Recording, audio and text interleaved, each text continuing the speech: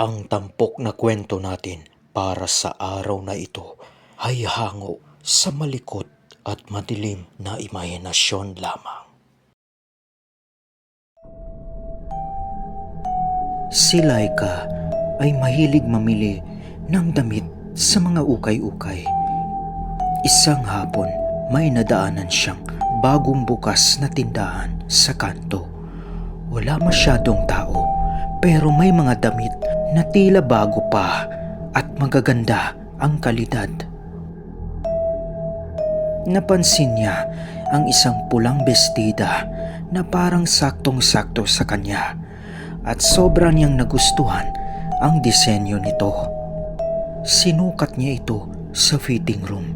Simple lang ang loob, may isang salamin na halos sakop ang isang buong pader. Habang sinusukat ang bestida, napansin niya na tila may kakaiba sa refleksyon niya sa salamin. Nakangiti siya, pero hindi naman siya nakangiti sa totoong buhay. Napaatras siya, pero hindi gumagalaw ang refleksyon na natili ito sa pagkakatayo. Nakangiti at mulat na mulat yung mga mata at daan-daan itong kumakaway sa kanya. Hello! Kamusta ka?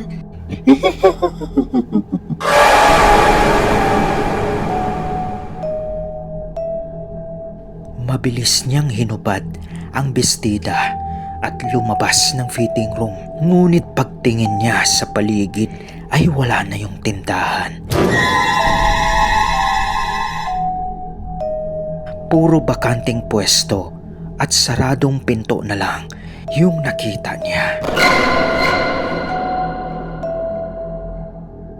At ang mas nakakatakot pa doon ay hawak pa rin niya ang naturang bestida kahit hindi naman niya ito binili.